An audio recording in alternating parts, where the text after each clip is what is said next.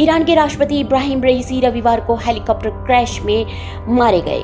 उनके साथ ही विदेश मंत्री आमिर अब्दुल्लाहियान की भी मौत हो गई। इस हादसे ने पूरी दुनिया में हलचल पैदा कर दी है और हर कोई सवाल पूछ रहा है कि इसका मध्य पूर्व समेत दुनिया की भू राजनीतिक स्थितियों पर क्या असर पड़ेगा। इस हादसे के पीछे ईरानी राष्ट्रपति के पुराने हेलीकॉप्टर को भी वजह माना जा रहा है। यह हेलीकॉप्टर वियतनाम युद्ध के दौरान 1970 के दशक में तैयार किया गया था। बेल 212 हेलीकॉप्टर को एक अमेरिकी कंपनी ने ही बनाया था, जिसका नाम बेल टेक्सट्रॉन INC है। इस हेलीकॉप्टर ने पहली उड़ान 1968 में भरी थी। इस हेलीकॉप्टर की दशकों तक एयरफोर्स के विमान से लेकर नेताओं के लिए इस्तेमाल तक में लाए जाने की पहचान बनी रही। इसकी उपयोगिता की वजह से ही इसे यूटिलिटी हेलीकॉप्टर भी कहा जाता रहा है। हालांकि अब ये पुराना हो चुका है। ऐसे में ईरानी राष्ट्रपति का 5 दशक पुराने हेलीकॉप्टर की सवारी करना भी एक सवाल खड़ा करता है। ईरान के पास कई तरह के हेलीकॉप्टर है, लेकिन अंतर्राष्ट्रीय पाबंदियों के चलते वो इनके पार्ट्स नहीं हासिल कर पाता। ईरान की सेना के पास भी ज्यादातर 1989 की इस्लामिक क्रांति से पहले के ही